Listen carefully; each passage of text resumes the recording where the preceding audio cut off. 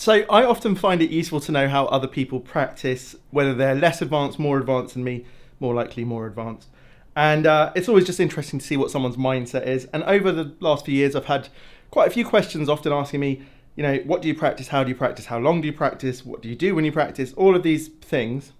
And today I thought I'd just make a short video about some of the stuff I do and how much dedicated practice time I have, what I do during that time, and what I find most useful. I've been playing for about 3.5 years now, so you can gauge for yourself what that means. There'll be people who run rings around me who played for way less than that, but here I am.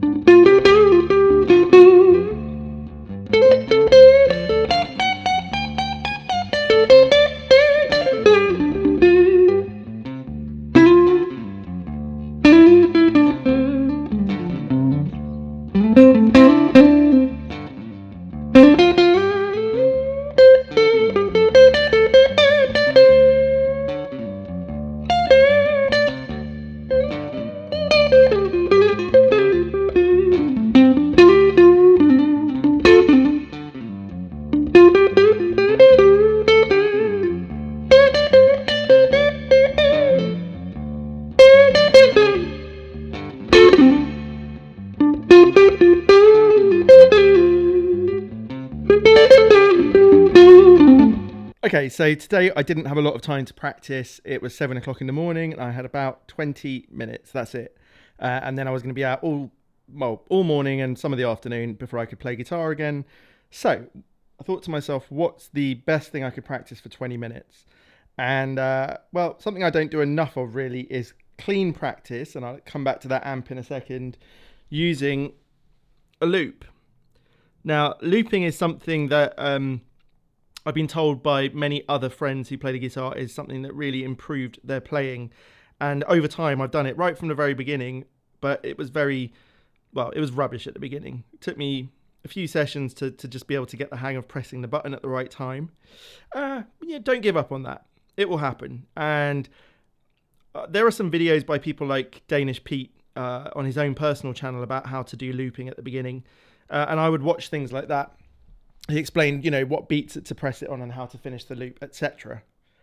But I fall out of practice with it a lot. But every time I come back, I find it does something for me.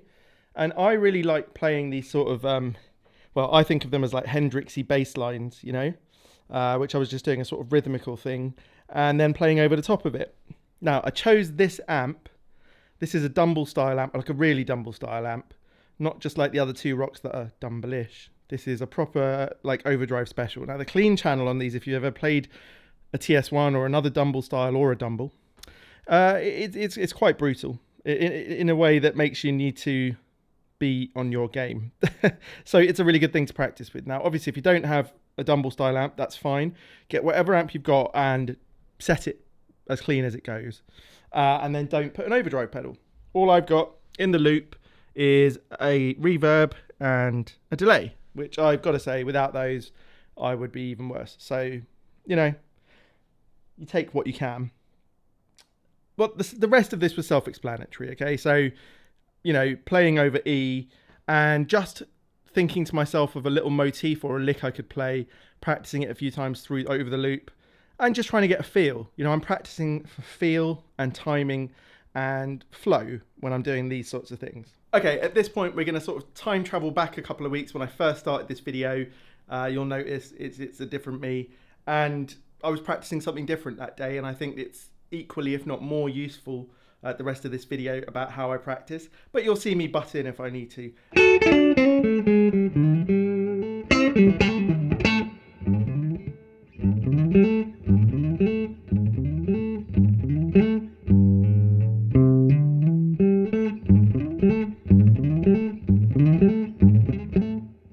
So at the beginning of this year, I made a video about how I was going to get better at playing the guitar this year. I think you always had that aim, but without actually concentrating, sometimes time just passes and you're in a sort of rut and it doesn't always work out. So I was going to purposefully make sure I actually try to improve. That's, they don't make a pedal that does your practice for you. That's a rubbish joke. But you know what I mean. Like, it doesn't just happen automatically. And if you actually want to get better, you have to actually put some time into it. So in this video, I'm going to sort of share the philosophy I've got around my practicing, how long it is, what I practice and everything. And I've recorded like 15 minutes of practice, which I'll break up and you won't see the whole 15 minutes, but you'll see bits and pieces to explain what I'm talking about. So let's get into it.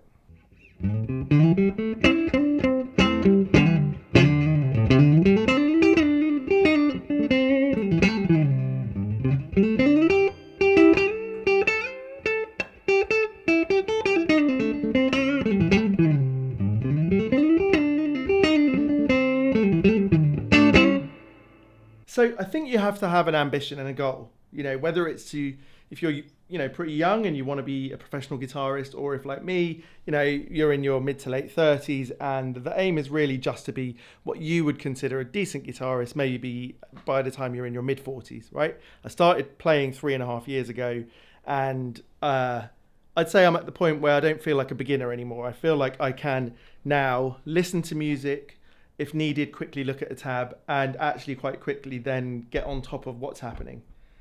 As to how to actually get the feel and timing right, that's a whole other question. But in terms of picking up the notes, that's something that I've worked on. And that's something I do every week.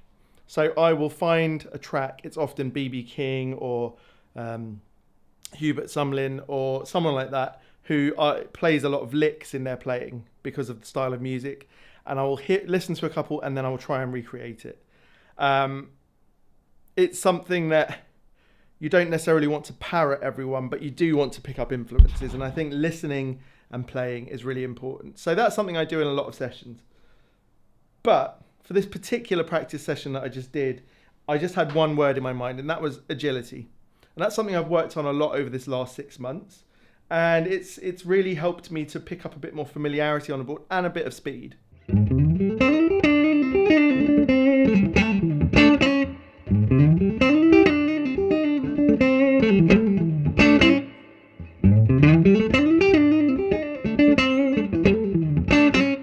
So to give you an idea, I play the guitar normally 5 days a week. You know, I make YouTube videos, and I also, you know, all the work I do, whether it's to do with guitar, YouTube, or my other work, is done in the same room. So I play for between 1 and 6 hours a day. Often I would say I average 3. 15 to 20 minutes of that is concerted practice. Like, I've got an idea in my head of what I'm going to do, and I will go through that. But I'm not working on specific things all the time. What I'll often say to myself is, in this 20 minutes, I'm going to work on agility, or I'm going to work on bending, I'm going to work on sliding, learning a new scale, getting from one position to another, learning some, or thinking of some chord sequences and practicing them, trying to improve my right hand fluidity and rhythm.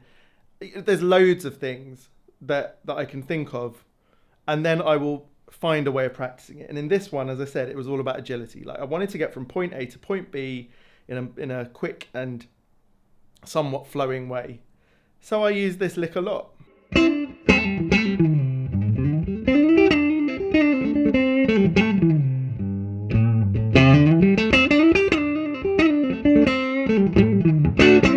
So it's pretty simple, and it's something I've heard a lot of, you know, people say that they sort of learnt when they were younger, which is just to take an extended scale of like the A pentatonic, right? And just work your way from the 6th string at the bottom end to the 1st string at the top end, going through from like one position through one other position and into another position. And I try and do it in some sessions, like today, it was all about getting there as quickly as I could. In other sessions, it will be actually about how many ways can I get from this position to the other?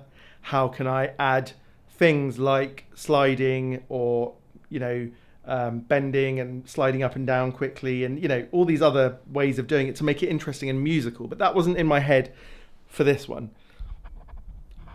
Having said that, I rarely do robotic practice. Like, I try and make at least it feel musical to me.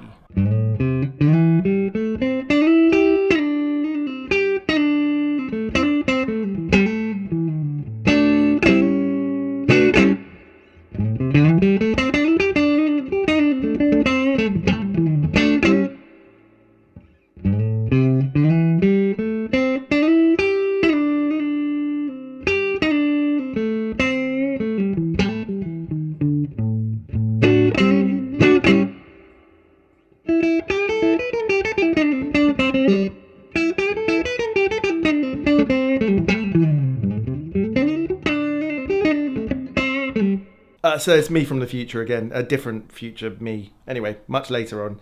Just editing this video, and I thought I'd throw in a little section here about something. Well, I used to hear this thing when I was a kid. It's practice doesn't make perfect. Perfect practice makes perfect.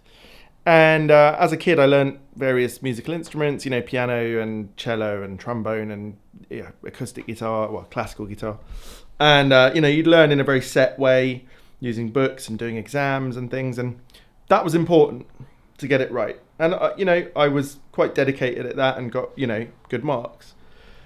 Now, in this age, playing the music I want to play, actually it goes against what I would be interested in. Perfect practice makes perfect, makes something I'm not interested in, frankly. There's lots of types of music where you need perfection. A concert violinist probably needs to perfect what they're doing to some degree, and then, still leave space for the spontaneity of the moment, so that they can give it that feel of like in the moment, being in the moment. But I think playing the blues, if you perfect things too much, you take away that moment. I was watching last night a version that I used to watch as a kid a lot of Jimi Hendrix doing Hear My Trainer Coming on a 12-string acoustic. And if you find this video on YouTube, he plays for about 30 seconds at the beginning and then he stops and he's like, wait, I don't like that. Can we try again? And he plays something completely different, but the same piece of music. But he plays it completely differently. And, that sort of completely proves where I'm coming from. In the moment, he was willing to go to the edge and sort of just play what came out naturally, with feeling and everything. And even when he does play, there's a lot of bum notes and everything. And I think blues needs that. You can't aim for perfection in the same way that, a progressive metal rock blah, blah, blah, sort of person, whatever that means. But, this sort of music doesn't need that. Now, some things, if you want to do some more funky stuff, and right hand picking stuff, you will need to practice that to a certain point if you actually want to do it successfully. But I find that quite different from practicing the musical side of it, or the really trying to improve your feel, and learning how to sort of reach within yourself and grab the music out, if that makes sense. So there's a time for it. I mean, I've got about 15 seconds here of me practicing this little funky rhythm thing that I'm no good at and making mistakes. And this I would try and practice until, maybe not perfect, obviously I'm not going to be perfect, but I would probably do a session of 20 minutes where I will keep trying to play it, probably try and use a metronome or something. It's not many things I would use a metronome for, but this would make sense. And if I make a mistake, just take a second and start again, because otherwise you are just training yourself to not do it right. And that applies in those very specific things.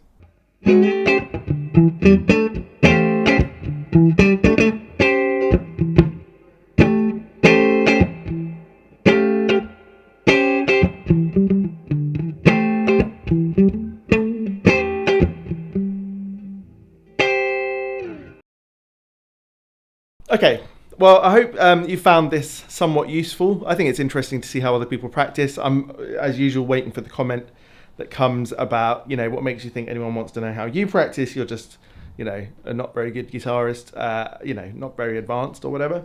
That's fine if you think that. I would like to say something like that happened on a video I did recently about the habits of Hendrix, and someone said, what makes you think you should make a video like this when you can't play properly? Well, I've seen comments like that on really top-level guitarist videos, so you have to take it with a pinch of salt anyway. But if you waited until you were just the best in that field to teach, you'd never start trying. And I never put myself out there as the best at anything.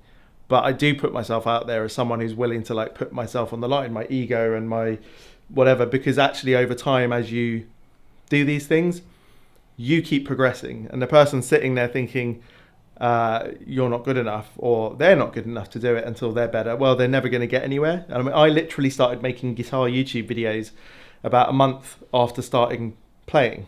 I played as a kid, but had a 17, 18 year gap, whatever it was, and started playing again, and I was rubbish, really rubbish. I'm still only just getting to the point where I feel, okay, I can play something and I've got something to offer, and that's 3.5 years in. But I definitely wouldn't be here this quickly if I hadn't have put myself out there. So if you play a lot of guitar and you don't have any way of expressing that through social media and you don't play gigs, I'd encourage you to start an Instagram or a YouTube, and it gives you something to be motivated about, to practice a bit more and to play a lot more often. You know, I play, as I say, most days of the week, and a lot of my practice is not actual practice. It's just playing and enjoying and discovering and everything. And mixed in with that, I'll throw in these 20-minute chunks just to try and keep improving. So I hope that's helped you or helped someone. Go and give it a try. And I'll see you next time. Cheers.